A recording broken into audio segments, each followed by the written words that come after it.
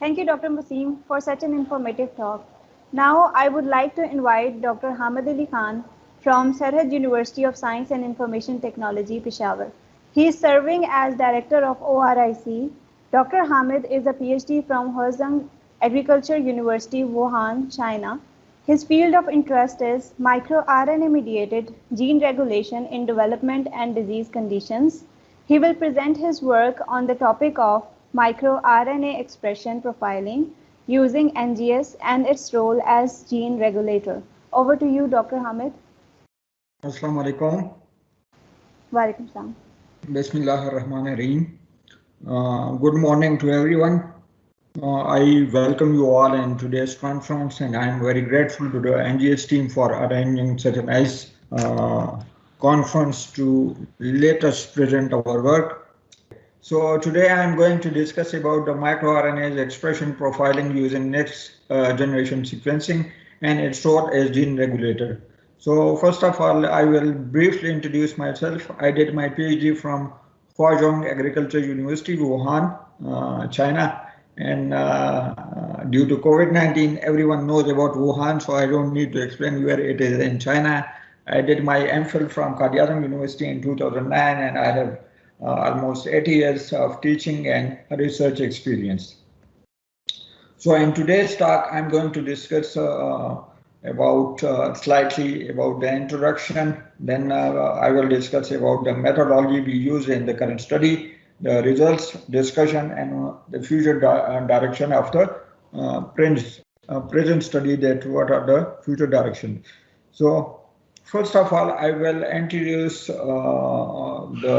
especially the students, so that come to know about the microRNAs and how they are going to work. So in fact, my work was focusing on the mouse ovarian development. So slightly I will discuss about the mouse ovary development, and then I will switch to the gene expression and then the post-transcription gene regulation. So usually mammalian ovary has two key functions, as we know, oocytes and steroid hormone production.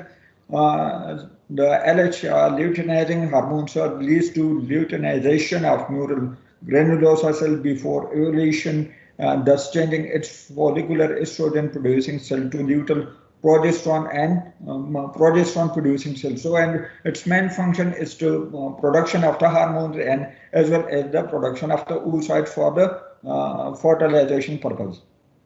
So for these physiological changes, many events occur, like exiting the cell cycle, external signals, response modification, gene expression, and transduction pathways. So here our main focus will be the gene expression profiling, that how gene expression is changed due to the events that occur after post-transcription. Cell cycle usually between proliferative and quiescent state, governed by cyclin D and cyclin E, which regulated by cyclin-dependent kinases. So as I told you that our main focus was the post-transcription gene regulation. So post-transcription gene regulation is usually.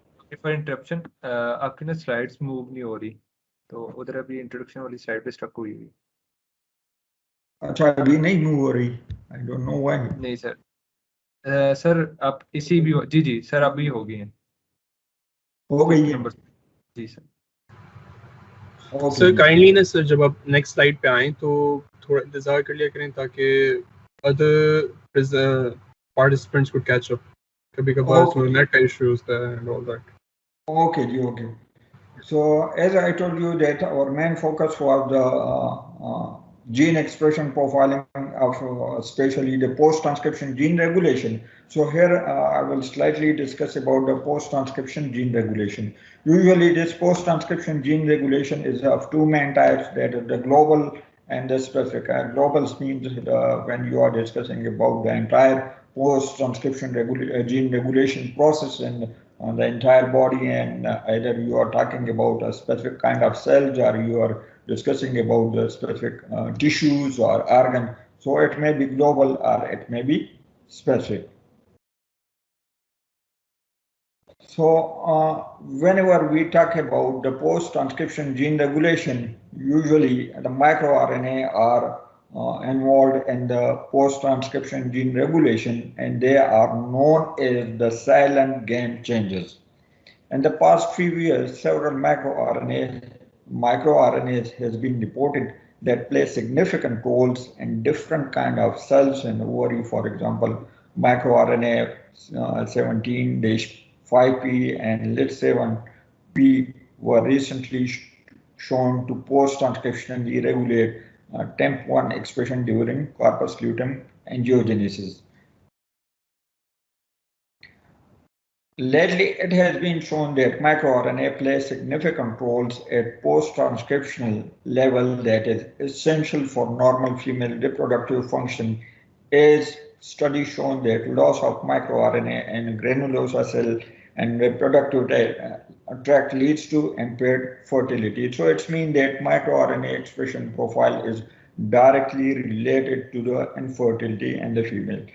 Therefore, current focus has diverted towards identifying microRNAs that play important role in female reproduction and female fertility, because sometimes we notice that there is no genetic problem. All the genes are normal, all the nucleotides are normal, still there is abnormality. So usually these kind of abnormalities arise due to the post-transcription gene regulation, that the gene is transcribing but the messenger RNA is not translating properly. Because of these microRNAs, they suppress their translation process at the post-transcription level, and ultimately we don't get any kind of proteins.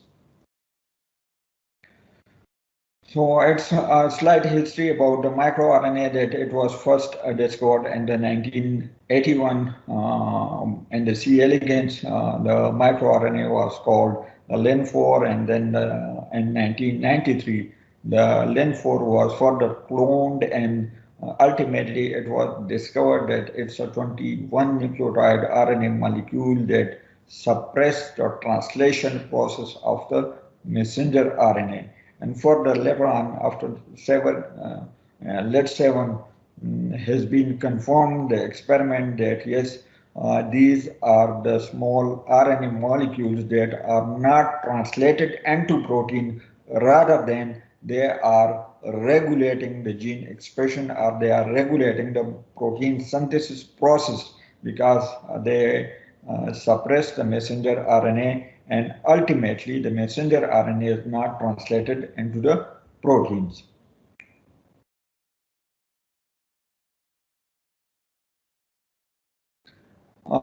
Usually 1 to 5% of our genes are encoding microRNAs, means and our entire genome, 1 to 5% of genes are specially dedicated for the synthesis of the microRNAs.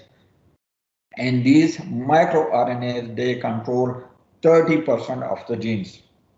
They indirectly control the translation process of the product of 30% genes, means they are controlling the messenger RNA, and ultimately whether we don't get protein, or they can also rise the protein expression profile. Usually microRNA are synthesized in the nucleus and the hairpin loop structure. They are transported to the cytoplasm, and as we know that messenger RNA usually translate in the cytoplasm, so these microRNAs are transported into cytoplasm, and in the cytoplasm they bind to the messenger RNA and they stop their translation process by two mechanisms. If the microRNA is completely complementary to messenger RNA, it will lead to the messenger RNA degradation. If the microRNA is partially complementary to messenger RNA, in that case it will lead to the translation suppression, but it will not degrade the messenger RNA.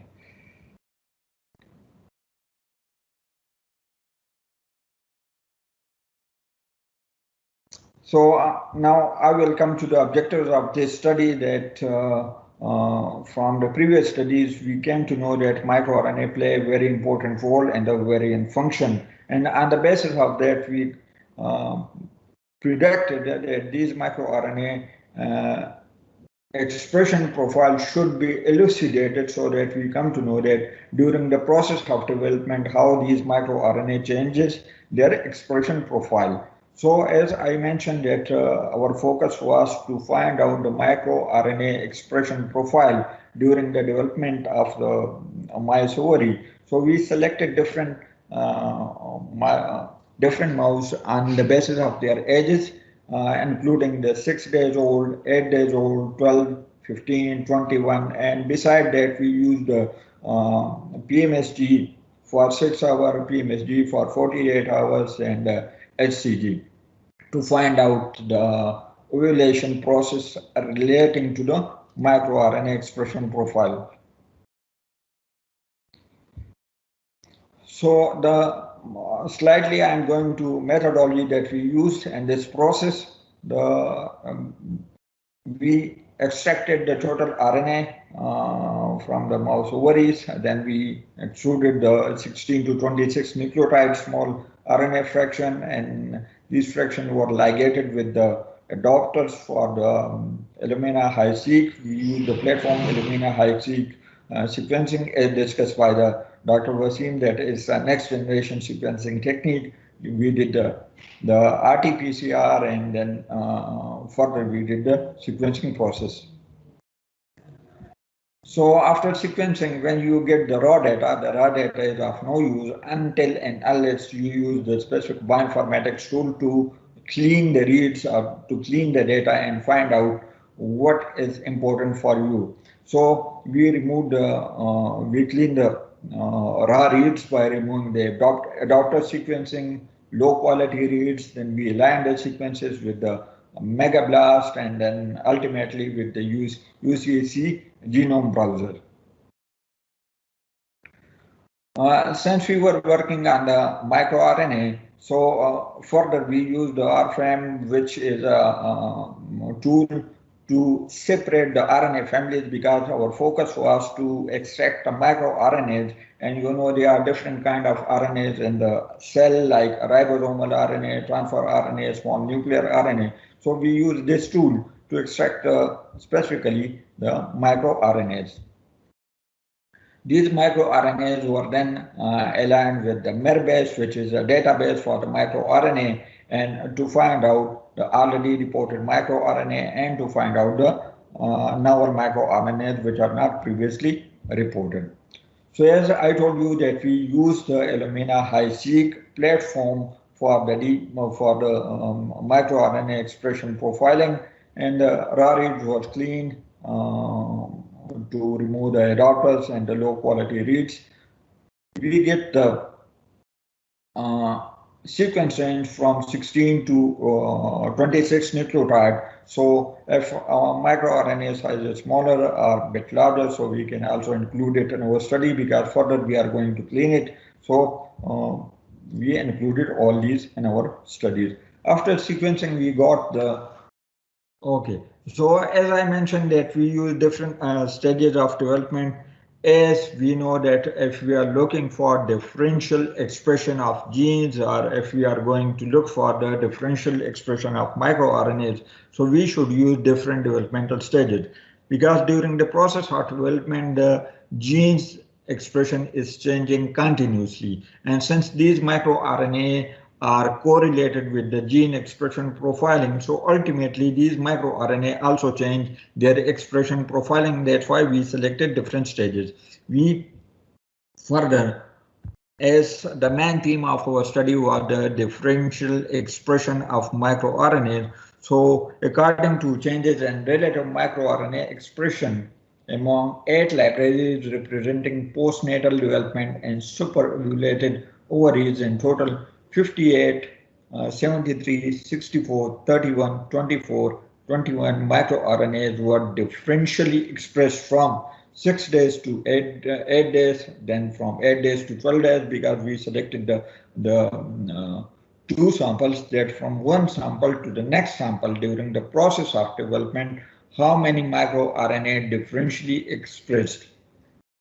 Furthermore, analysis showed that among all differentially expressed microRNAs, 61 microRNAs showed more than 2-fold differences in terms of expression. Means here I mean to say that whether they were upregulated more than 2-fold or whether they are downregulated more than 2-fold. So it means they have key role in this development process if their expression is going to upregulate or downregulate multiple folds. So it means they have important role in the development process.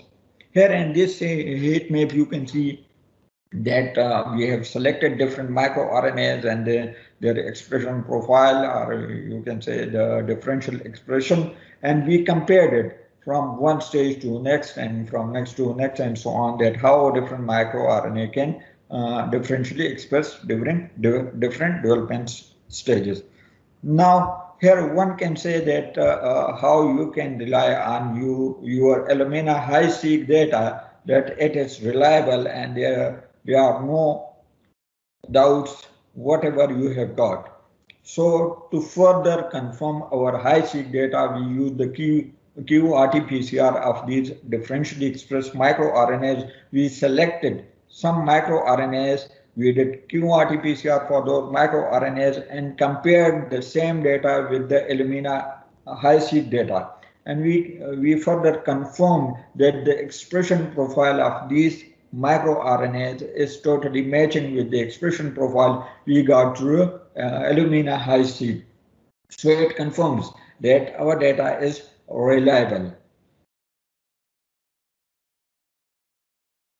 Further, as I told you that we align our sequence with the miRBase to confirm whether these microRNAs are previously reported or not. So after alignment with the miRBase, we came to know that there were 10 microRNAs that were not previously reported, and we reported in our study that these microRNAs have not yet reported in the mice or in the human being. So and that study we reported 10 novel microRNAs.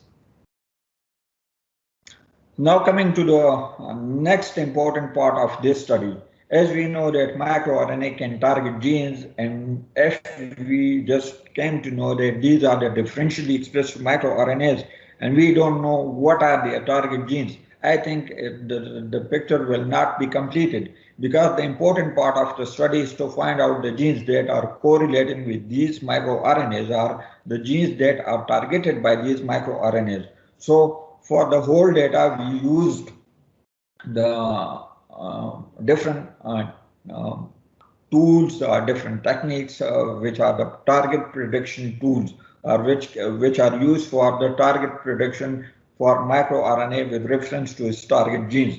So 71 differentially expressed microRNAs targeted 3,324 genes. Furthermore, out of these 71 differentially expressed microRNAs, we selected 21 microRNAs and further assessed these microRNAs with different tools, because these 71 microRNAs were only tested by using the miRNA public database. But one can say that maybe it's a single tool and there are the error chances, because since it's a bioinformatics tool, and there are error chances, as we know. So to confirm it further, we selected 20 microRNAs, differentially expressed microRNAs, and we selected different target prediction tools. We combined the results of these target prediction tools, including Diana-MT, miRNA, miRDB, miRVAC, RNA hybrid, PICTAR5, and target scan. And all these 20 microRNAs were used to analyze their predicted genes, their predicted target genes by these different tools. And after that, we assign one number to each tool when there is a positive result, and 0 to each tool when there is a negative result. Means if it's one tool is giving a positive result, that this microRNA is targeting this gene, so we assign one number to that. And we came to know that most of the genes that were targeted by these microRNAs were confirmed by different kind of tools. So we further confirmed it. So the next and the important part of the study was that these were the general target predictions. Or you can say these genes were belonging to different organs, these genes were belonging to different pathways, then we specifically focused on the ovary specific targeted genes by microRNAs, because since our work was focusing on the ovary, so we selected genes that are differentially expressed during the development process in ovaries, and we find out that how these microRNAs can target these ovary specific genes.